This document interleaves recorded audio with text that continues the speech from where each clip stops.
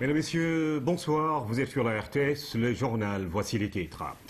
La loi sur la déclaration de patrimoine passe à l'unanimité à l'Assemblée nationale. Dorénavant, à partir de 1 milliard estimé en biens, les ministres, le président, le questeur de l'Assemblée nationale et les comptables publics sont obligés de respecter ce qui est désormais une règle pour une gouvernance vertueuse. L'Agence française de développement finance 3 projets dans le cadre du plan Sénégal émergent. Près de 85 milliards destinés à la production agricole au nord et le prolongement de l'autoroute à péage, mais également l'éducation en Casamance. Et puis, le Sénégal expérimente depuis 2 ans l'éducation inclusive. Il s'agit de favoriser l'accès à l'école aux enfants souffrant de handicap. Le taux d'insertion de cette frange est jugé faible. Coupe du Monde 2014, la RTS et Tigo jouent déjà leur match. Les 2 entreprises ont signé un protocole d'accord sur la retransmission de ce grand rendez-vous du quota du football mondial au Brésil. C'est déjà parti pour les 2 entreprises. Bienvenue à tous. La République islamique de Mauritanie a un nouvel ambassadeur à Dakar. Son nom, Mohamed Lamine Aboye Cheikh Al-Hadrami. Cet ancien ministre mauritanien de l'hydraulique et de l'assainissement est un spécialiste en maîtrise de l'eau et gestion de l'environnement. Il a présenté ses lettres de créance ce matin au chef de l'État, Pabiram Bigayay. L'arrivée du nouvel ambassadeur de Mauritanie au Sénégal coïncide avec l'ère de la redynamisation de l'axe Dakar-Nouakchott. Excellence, les honneurs vous sont rendus par un détachement de la garde présidentielle commandé par le lieutenant Daouda Ndiaye. Docteur Mohamed Lamine Aboye Cheikh Al-Hadrami est l'ancien ministre mauritanien de l'hydraulique et de l'assainissement, poste qu'il a occupé de 2008 à 2013. Après avoir rempli la fonction de secrétaire d'État auprès du Premier ministre chargé de l'environnement. Il remet ici les lettres de créance au chef de l'État. Cet universitaire, professeur à la faculté des sciences et techniques de l'université de Nouakchott et diplômé de l'École nationale des sciences de Rabat, où il obtient son doctorat en hydrogéochimie et environnement en 1993.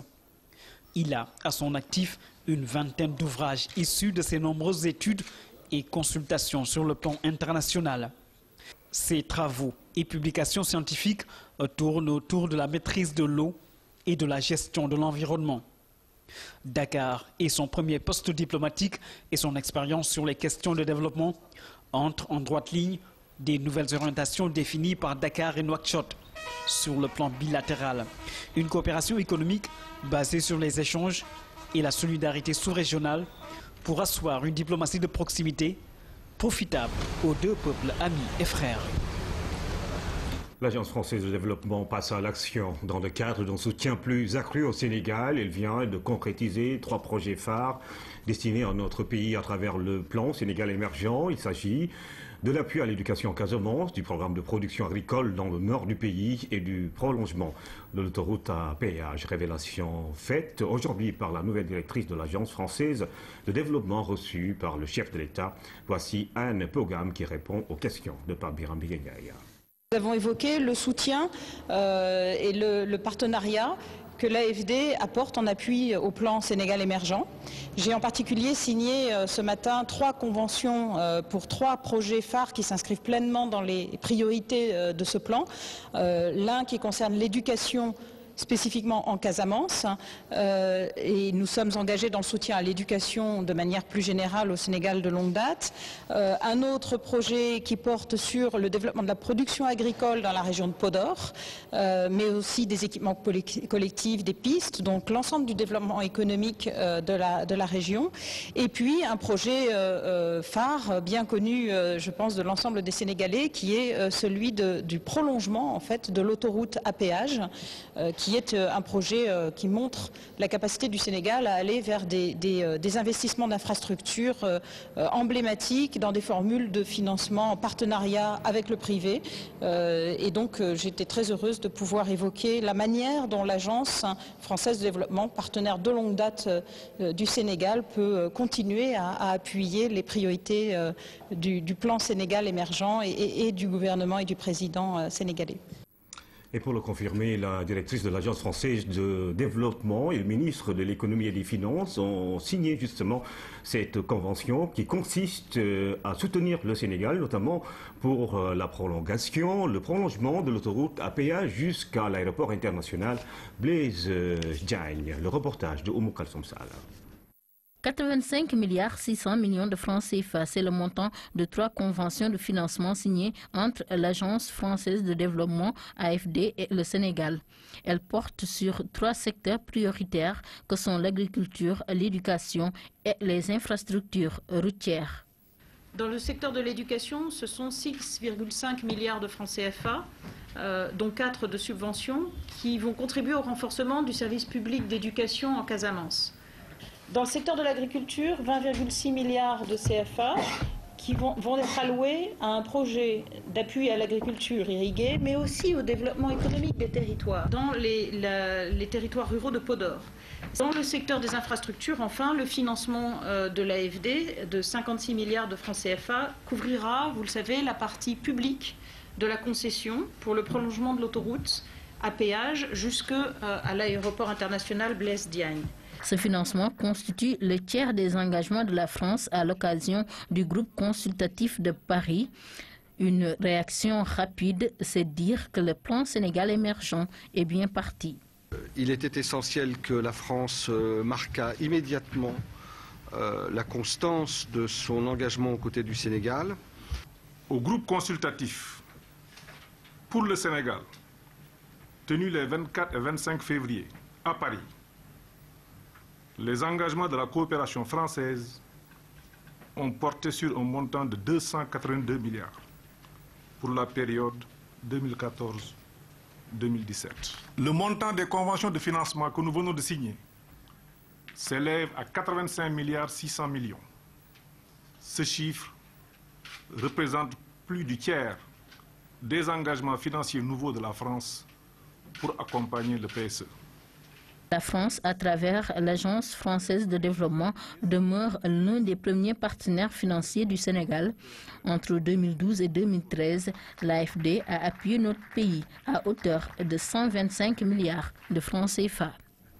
Vous êtes ministre, président ou questeur de l'Assemblée nationale ou comptable public. Dorénavant, la déclaration de patrimoine vous est exigée si toutefois vous avez des biens estimés à 1 milliard de francs CFA.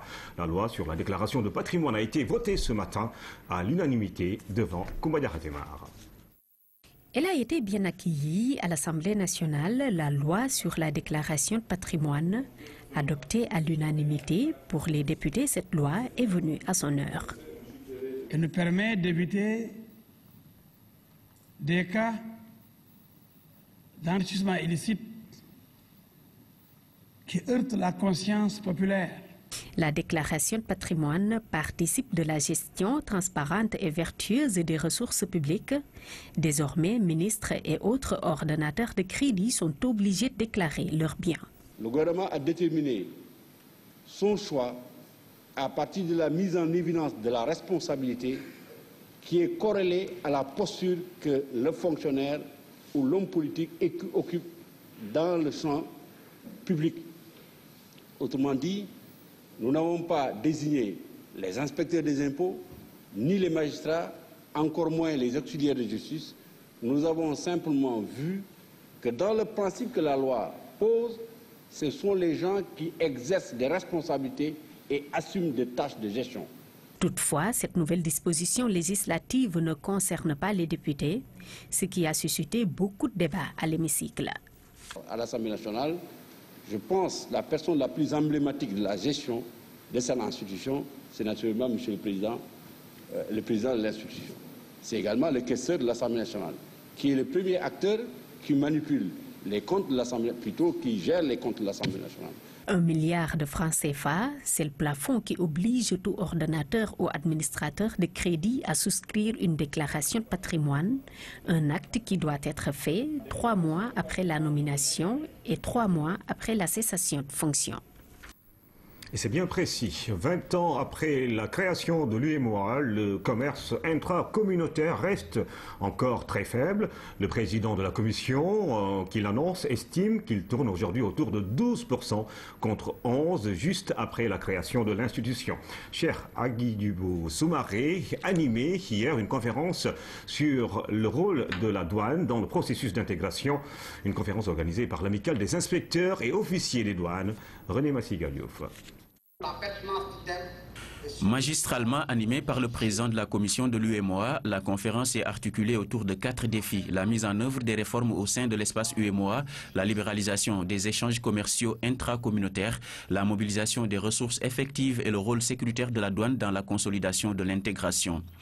Des points qui constituent des attentes régionales en matière d'intégration. La douane est considérée comme actrice majeure de ce processus, notamment pour ce qui est du commerce intracommunautaire. Comment relever le commerce intracommunautaire?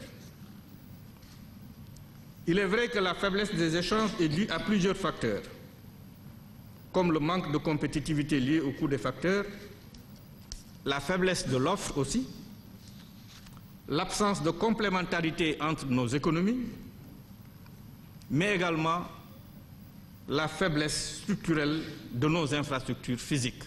Ce secteur du commerce intracommunautaire est l'un des parents pauvres du maillon de la chaîne. Le principal enseignement à ce niveau est qu'après 20 ans d'intégration, il reste toujours faible et tourne autour de 12%, contre 11% quelques années après la création de l'UEMOA en 1994. Tout de même, l'intégration économique est loin de connaître un coup d'arrêt et la douane la renforce. Les administrations des douanes sont attendues pour donner un nouvel élan au processus d'intégration régionale en relation avec les travaux qui seront menés dans d'autres domaines.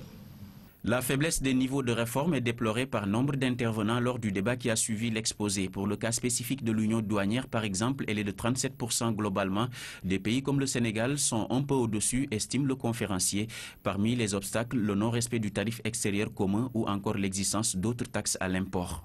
Nous remercions bien le président de la commission de l'Union économique qui est, à notre avis, la meilleure personne qui peut vraiment venir s'entretenir avec l'ensemble des cadres de l'administration des douanes sur les problèmes de l'intégration. Est-ce que vous êtes satisfait du discours qui vous a été servi? Mais nous sommes très satisfaits du discours. Cela a été un moment fort d'échange et nous avons eu le privilège de bénéficier d'une présidence de choix. C'était important de voir quels étaient les défis de la douane, de l'administration des douanes, donc les agents des douanes, par rapport aux problématiques de l'intégration économique, qui est la voie identifiée par nos dirigeants, les plus hautes autorités de ce pays et de l'Afrique de l'Ouest pour conduire nos pays vers le développement économique, donc en passant par l'émergence qui est à l'ordre du jour ici dans notre pays. L'administration douanière doit se préparer à la libéralisation et les tendances internationales à la diminution des droits de douane. Structure de régulation par essence, la douane est également appelée à trouver les mécanismes de conciliation entre les rôles sécuritaires de son administration et les objectifs d'intégration de l'Union. Ce 23 mars est célébrée la journée mondiale de la météorologie. Le hangar des pèlerins a accueilli les festivités ici au Sénégal. Le thème de cette édition est « Temps et climat, mobilisons les jeunes ». C'était en présence du ministre du Tourisme et des Transports aériens. Plusieurs écoles élémentaires et secondaires ont participé à cette manifestation. Mansour Sow.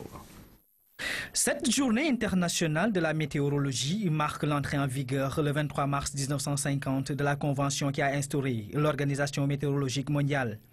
L'édition 2014 est consacrée exclusivement aux jeunes, un choix loin d'être fortuit. Les jeunes d'aujourd'hui, mieux instruits grâce aux nouvelles technologies, disposent de capacités leur permettant de mieux comprendre les défis mondiaux liés au changement climatique. Dans les pays en développement, une grande partie des jeunes vivent dans la pauvreté et n'ont pas accès à l'éducation, à la santé et à d'autres services essentiels de base. Nous avons choisi d'inviter les jeunes, de leur donner la parole pour qu'ils s'expriment sur le temps et le climat, pour les sensibiliser, leur expliquer ce que c'est que le changement climatique, ce que c'est que les événements extrêmes, et comment s'adapter à ces changements et les mesures d'atténuation à prendre en compte pour limiter les effets néfastes des changements climatiques.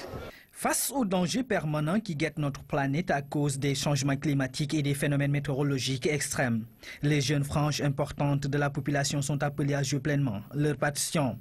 Leur engagement peut constituer une lueur d'espoir. Nous, les jeunes, nous devons agir sur notre environnement, le rendre sain plutôt que de réagir. Nous devons conscientiser et sensibiliser les jeunes pour préserver la planète Terre. Pour nous, la question est simple. Si le pire scénario du changement climatique ne devait jamais se matérialiser, quel mal y aurait-il à avoir pris la décision d'y faire face? Notre environnement serait purifié davantage, notre santé ne serait plus menacée, bref, notre vie serait plus tranquille. C'est le choix à faire. Aujourd'hui, plus que jamais, l'économie mondiale est de plus en plus sensible au temps et au climat. Toutes les activités humaines sont directement ou indirectement soumises à l'influence du temps, du climat et de l'eau. La marge de manœuvre est de plus en plus réduite pour faire face aux risques et catastrophes naturelles. La maîtrise de la météorologie peut contribuer à la protection des personnes et de leurs biens. Atteindre 100% de couverture d'accès à l'eau dans tout le Sénégal, c'est l'objectif fixé par les autorités d'ici à 2025. Le ministre de l'Hydraulique l'a fait savoir ce vendredi, veille de la célébration de la Journée mondiale de l'eau qui est fêtée chaque 22 mars. Cette année, eau et énergie est le thème retenu. Fanta Badji. La Journée mondiale de l'eau a été instituée par les Nations Unies. La résolution invite les États à consacrer ce jour à la réflexion et à la concrétisation des actions visant à faire prendre conscience aux populations de l'importance de ce liquide vital et précieux. Au Sénégal, la question est inscrite parmi les priorités des programmes de développement. Le programme du gouvernement, c'est de pouvoir amener l'eau partout.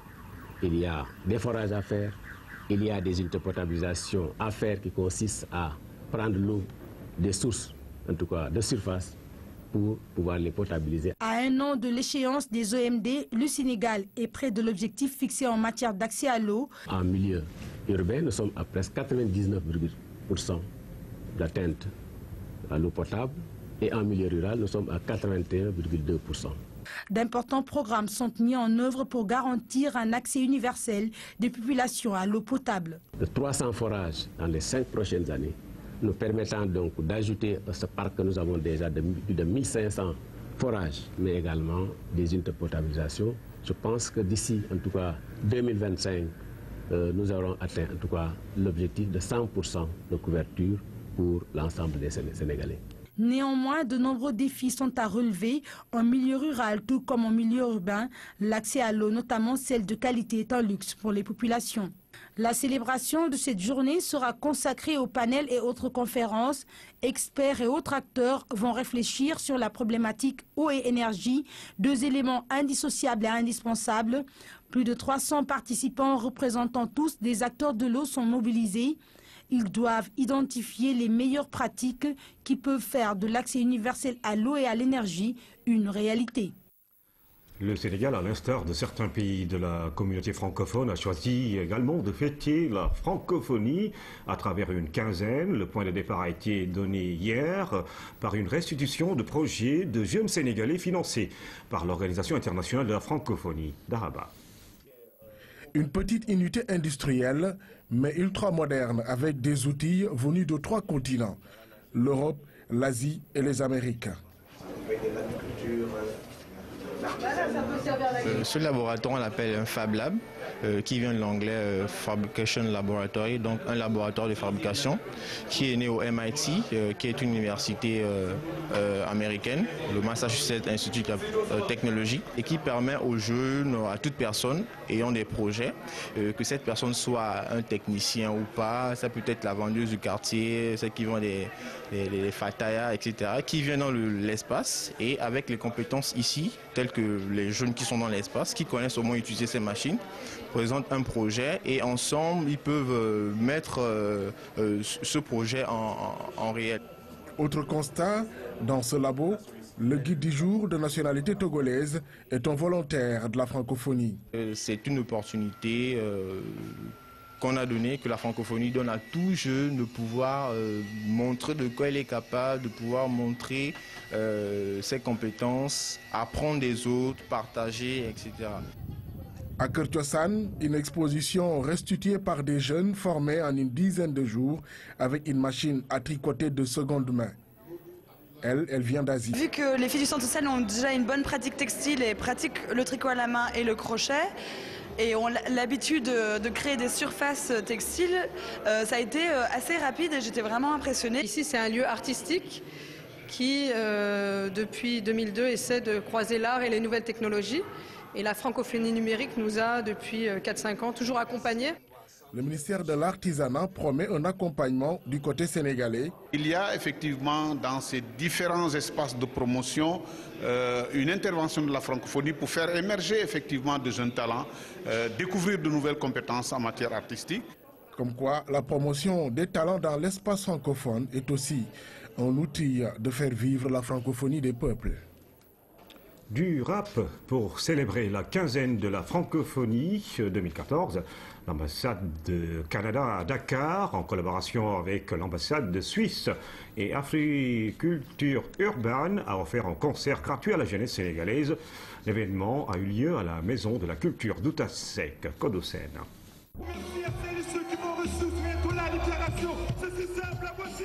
Le rappeur sénégalo-canadien Webster et le Suisse MC Jimix ont fait vibrer le public de Doutasek dans le cadre de la quinzaine de la francophonie.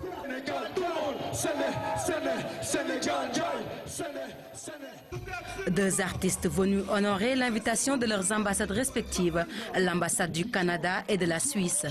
Le choix du hip-hop est justifié.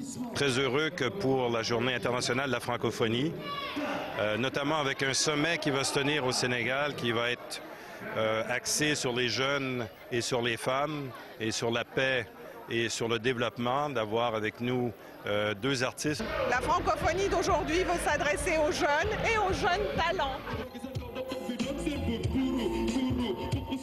Quand les rappeurs expriment leurs sentiments, l'émotion prend le dessus. Ayant des origines sénégalaises aussi, ça fait très plaisir de venir ici à chaque fois. En tout cas, ce fut un séjour magnifique. Et si j'ai la possibilité de revenir, alors je reviendrai. Diplomatie et musique ne sont pas forcément antinomiques. La preuve. Le 20 mars, c'est pour vous, c'est pour nous tous. C'est pour vous.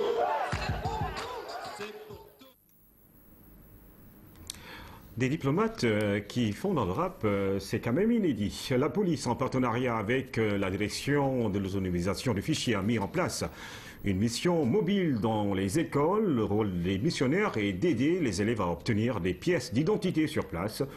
La mission a démarré il y a quelques jours. À cette occasion, notre reporter Aïssatou Dioptal a fait un tour au lycée Seydina Limamou Laye de Guédiawaye. Depuis le démarrage de l'opération, l'équipe mixte de la police et de la DAF a fait le tour de 4 établissements scolaires dans Dakar. Le but de l'opération est d'aider les élèves en classe d'examen à obtenir la carte nationale d'identité dans les meilleures conditions. On a constaté que, donc, à l'approche des examens, donc, les élèves ont toujours des problèmes donc, pour se faire établir donc, une pièce d'identité. Donc c'est dans ce cadre qu'on est en train de faire donc, le tour des lycées de Dakar. Donc pour le nombre de ces lycées, donc, on a pris au minimum 300 à 400 personnes, 400 élèves minimum. Avec cette mission mobile, les délais de délivrance de la pièce sont sensiblement réduits à 4 jours maximum.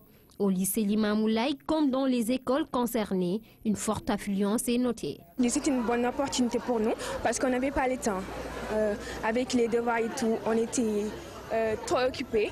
Donc aujourd'hui, c'est une bonne opportunité pour nous de venir ici nous présenter et d'avoir une carte d'identité.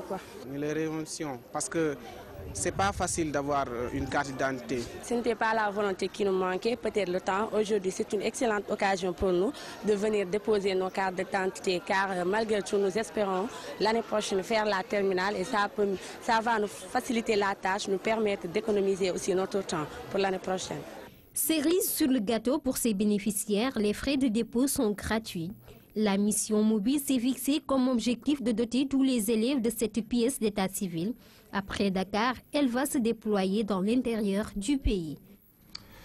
Nous parlons toujours de l'éducation en milieu scolaire. Beaucoup d'enfants porteurs de handicap lourds ou légers peinent à accéder à l'école. Les causes, manque de moyens et d'infrastructures adaptées pour relever le faible taux d'accès à l'école de ces enfants. Le ministère de l'Éducation nationale expérimente depuis 2 ans l'éducation inclusive dans quelques écoles pilotes de Dakar. Jeanne Dior, le dossier du jour. Ils utilisent la bouche ou l'épaule pour écrire, malvoyants ou tétraplégiques. Ils sont à l'école armés de courage et de volonté malgré le poids du handicap. Personne ne le peut. Personne. C'est le miracle de Dieu. Tout ça, c'est Dieu qui m'a fait faire. C'est pas pareil d'écrire avec les 2 mains qu'une handicapée qui écrit avec le doigt. Et pourtant, tout devrait être réuni pour les encourager à rester et réussir à l'école. Les difficultés sont réelles et l'accès à l'école de cette couche vulnérable pose encore d'énormes problèmes liés à l'accessibilité. Que leur handicap soit lourd ou léger, la responsabilité de les scolariser est un devoir. Pour résoudre ce problème, l'État a mis en place une politique de l'éducation inclusive. On a certaines catégories de personnes qui ont des besoins spécifiques, ou en tout cas des besoins particuliers. C'est dans ce cadre-là que les réflexions vont vers l'éducation inclusive. École 23B de Guédiawaye, une des écoles pilotes où le ministère de l'Éducation nationale expérimente un dispositif d'enseignement des enfants souffrant d'une déficience visuelle. Sur les 54 élèves de cette classe, on compte 14 malvoyants et 3 non-voyants. Parmi eux, Mamadou Mbaye Kébé, avec sa tablette, son poinçon et son cube à rythme, il apprend. Tâche pas très facile pour les enseignants qui doivent s'adapter au rythme du handicap des enfants. Il faut beaucoup de patience et beaucoup d'attention. Même avec les jeunes enfants, surtout des enfants qui ont un handicap. Il faut être patient, il faut être attentionné, parce que c'est un peu difficile, plus difficile que les autres élèves. Leur tablette, la feuille. Les méthodes d'apprentissage diffèrent selon le profil de l'apprenant. Malgré tout, leur handicap ne les empêche point d'être ambitieux. Quand je porte mes lunettes, je pose le tableau devant le tableau et je fais mes exercices.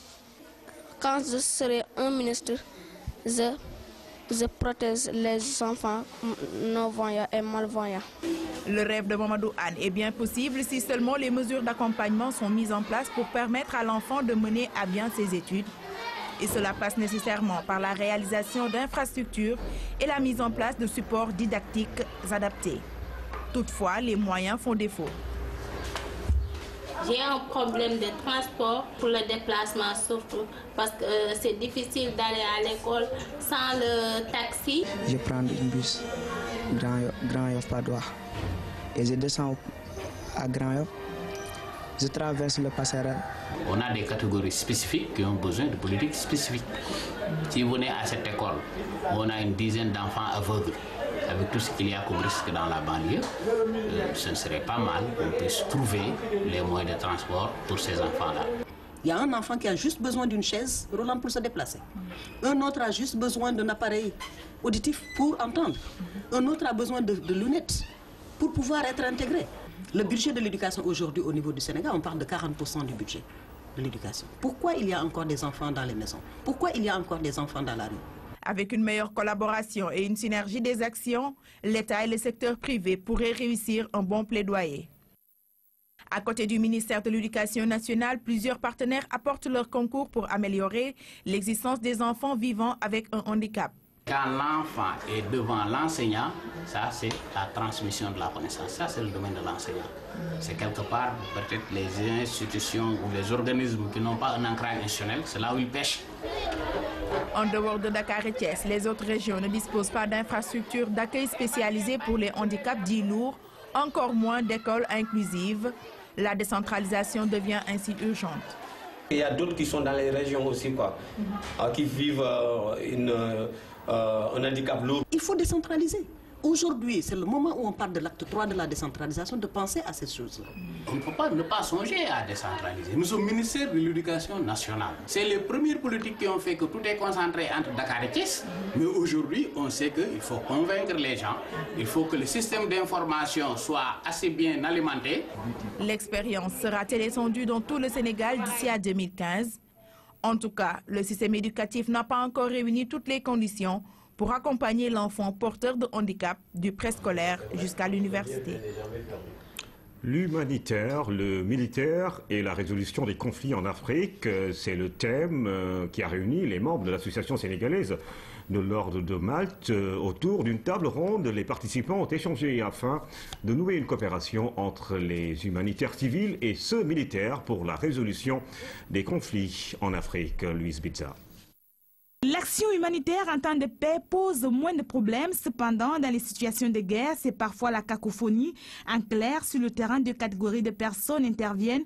Il s'agit des militaires et des humanitaires. D'aucuns obéissent aux règles de l'indépendance, d'autres au commandement. Pour mieux organiser les interventions sur le terrain, l'Association sénégalaise de l'Ordre souverain de Malte a ouvert la réflexion. L'objectif, c'est non seulement de comprendre un peu mieux comment ça se passe, mais aussi de nouer de la coopération entre les humanitaires civils et les humanitaires militaires. Parce que, pour une raison très simple, c'est que dès l'instant où les militaires font de l'humanitaire, il est bon qu'il y ait une coopération pour que les actions soient beaucoup plus efficaces en direction de ceux qui souffrent des conflits. Cette année, l'Ordre a décidé de centrer ses échanges autour du thème l'humanitaire, le militaire et la résolution des conflits en Afrique, un cadre d'expression qui permet de clarifier cette notion d'humanitaire dans un contexte de crise. Il faut bien réfléchir sur comment faire pour prévenir les conflits autant que possible. Il est évident qu'on ne peut pas prévenir tous les conflits. Quand un conflit éclate, il faut essayer de gérer humainement le conflit, même si ça peut paraître paradoxal, de dire qu'on va humaniser un conflit militaire. Dans la salle, les témoignages d'un colonel ont montré qu'il est possible de concilier le militaire et l'humanitaire pendant les conflits. Les militaires, de par leur mandat, peuvent être amenés à faire des actions humanitaires et qu'ils ont leur place à jouer à leur côté. Maintenant, comment, en collaborant, en acceptant peut-être une présence des militaires. La finalité de cette table ronde est d'identifier les axes de coopération en faveur du développement, de la fraternité et de la paix. Transfèrement de Charles Blé Goudé à la Cour pénale internationale, le gouvernement ivoirien donne son aval. Abidjan accuse le chef des jeunes patriotes d'être à l'origine de plusieurs actes de violence dans la crise qui a secoué la Côte d'Ivoire. À 42 ans et après 1 an et demi de cavale, ce proche de Laurent Gbagbo est poursuivi par la CPI pour crimes contre l'humanité. La décision alimente toutefois la controverse. À leur arrivée au palais présidentiel, les ministres ivoiriens ne semblent pas perturbés par le caractère sensible du dossier qui les attend. Le transfèrement de Charles Blé Goudé à la Cour pénale internationale est décidé à l'unanimité et sans la moindre hésitation. Le Conseil des ministres présidé par Alassane Ouattara estime que l'ex-chef des jeunes patriotes incarne la violence en Côte d'Ivoire. Le gouvernement ivoirien soutient qu'il a causé du tort à la communauté internationale. Nous l'avons vu ici en 2007 fermer plusieurs entreprises et s'en prendre à des coopérants européens. En 2010, c'était encore Blé Goudé qui demandait que les véhicules de l'ONUSU soient caillassés ainsi que le personnel molesté. Le même défi. La direction du Front populaire ivoirien attend de réunir tous les éléments avant de se prononcer officiellement sur la décision gouvernementale de remettre Charles Blé Goudé à la CPI. Mais d'ores et déjà, à titre personnel, le président du FPI dénonce cette mesure. Ce ne sont pas des actes de décrispation. Voilà, ce ne sont pas des actes qui montrent que le pays, je dirais, avance sur la voie de la normalisation, de la sortie d'une forme de conflictualité. Dans les rues d'Abidjan, la décision d'envoyer Charles Blé Goudé à La Haye suscite des interrogations. Je suis étonné parce que 2 poids 2 mesures pour Mme Gbagbo, on refuse le transfèrement à La Haye Et pour Charles Blé Goudé, on accepte. Mais pourquoi? Est-ce qu'on peut être en joie dans ces conditions comme ça? On ne peut pas être en joie. Et quand on parle de justice des vainqueurs, on dit que non, on parle de justice des vainqueurs. C'est la justice des vainqueurs qui continue. Après plus d'1 an et demi de cavale, Charles Blé Goudé est arrêté au Ghana et extradé en Côte d'Ivoire, où il est détenu dans un lieu secret. Aujourd'hui âgé de 42 ans, ce fidèle du président déchu Laurent Gbagbo attend d'être fixé sur la date exacte de son départ pour la Haye. La Cour pénale internationale le poursuit pour crime contre l'humanité. L'actualité internationale, en bref, nous conduit au Liban, en Thaïlande et en Turquie notamment, où le Premier ministre a bloqué l'accès à Twitter, un réseau social, pour des raisons de sécurité, soutient-il. Recep Tayyip Erdogan l'avait annoncé à cette foule de partisans à l'occasion d'un rassemblement électoral. Il a bloqué l'accès à Twitter en Turquie, officiellement pour des raisons de sécurité, mais en réalité cette décision fait suite à la diffusion de conversations téléphoniques sur le réseau social. Des écoutes piratées le mettant directement en cause dans un scandale de corruption. Dénoncé d'abord comme des montages, il avait fini par reconnaître certaines. Le Premier ministre souhaite interdire YouTube et Facebook, se moquant, a-t-il déclaré, de ce que pourra en dire la communauté internationale. Toutefois, cette menace a été écartée par Abdullah Gül, le président de la Turquie. En Thaïlande, la formation d'un nouveau gouvernement est encore retardée. La Cour constitutionnelle a annulé vendredi les élections législatives du 2 février, estimées anticonstitutionnelles. En effet, les élections n'avaient pas eu lieu simultanément sur tout le territoire à cause des manifestations antigouvernementales, notamment sur 28 districts. Le quorum à la Chambre des représentants n'avait pas été atteint. Pour l'instant, aucune date d'un nouveau scrutin n'a été fixée. Après un nouveau gouvernement, le Liban s'est doté jeudi d'un nouveau cabinet. Fidèle au calendrier fixé, la majorité des parlementaires présents sont parvenus à un compromis sur une déclaration de politique générale. Dans son allocution, le Premier ministre Salam Tammam a réaffirmé sa volonté de répondre aux priorités les plus urgentes, celle de renforcer la sécurité du pays, d'organiser les élections présidentielles au printemps et enfin de s'occuper de l'épineux dossier des centaines de milliers de réfugiés syriens. La radio-télévision sénégalaise et la société de téléphonie mobile Tigo ont signé un protocole d'accord portant sur la retransmission des matchs de la Coupe du Monde 2014 au Brésil. Ce partenariat va permettre à la RTS d'expérimenter le tout numérique, surtout à la veille du passage de l'analogique au numérique. La signature s'est déroulée en présence des directeurs généraux des deux sociétés, Abdelaziz Bana. Le protocole d'accord signé, la RTS et Tigo vont pouvoir échanger des expériences en vue du prochain mondial de football. Un partenariat gagnant-gagnant. Donc nous sommes d'accord pour aller ensemble, faire les concepts ensemble, faire un excellent plateau ensemble avec Tigo pour satisfaire l'ensemble des Sénégalais. La RTS devrait pouvoir capitaliser davantage dans le cadre de cette opération pour mieux satisfaire le public. La nouveauté, et même les journalistes qui sont sur le plateau, ainsi que les techniciens, pourront eux aussi manipuler ces supports-là pour le plus grand bonheur des téléspectateurs. À travers ce protocole d'accord, la chaîne publique va expérimenter le passage de l'analogique au numérique. Elle va bénéficier de l'apport de Tigo en matière de technologie de l'information et de la communication. Nous voulons donner la possibilité aux Sénégalais de suivre le mondial sur le support numérique. Ça, ce n'est qu'une étape de ce que nous voulons faire au Sénégal. Ce partenariat nous permettra d'utiliser les supports numériques au bénéfice des consommateurs. On est arrivé à la conclusion qu'on pourrait, à l'occasion de la retransmission de ces matchs, de ces plateaux que vous allez animer, d'expérimenter le digital lifestyle, qu'on pourrait simplement nous traduire par le tout numérique. Le décor qui sera mis en place, c'est-à-dire le plateau, nous allons travailler avec vous pour que véritablement on puisse déjà, à la veille du passage de l'analogique au numérique, montrer toutes les possibilités qu'offre aujourd'hui le numérique, tant dans la conception des programmes que dans leur mise en ligne, ça veut dire aussi leur accessibilité. Le directeur général de la RTS et son équipe ont procédé à une visite guidée de l'agence Tigo des Almadies. Ce partenariat Tigo-RTS permet la retransmission des matchs du Mondial 2014 au Brésil. La compétition est prévue du 12 juin au 13 juillet prochain. Échauffement donc avant le match, la RTS et Tigo, tout go pour la Coupe du Monde de Brésil 2014. Le championnat classique 2014 de Scrabble a livré son palmarès. Chersek et Mamadou Guène ont été sacrés dimanche dernier à Kaolack. Cette compétition était la dernière ligne droite du Festival international de Scrabble francophone prévu à Dakar au mois de mars. Tandaragnaï. Ces championnats ont réservé bien des surprises aux dernières phases qui mènent vers la sélection. Une sélection pour le FISA, le festival que le Sénégal doit organiser avec le monde francophone.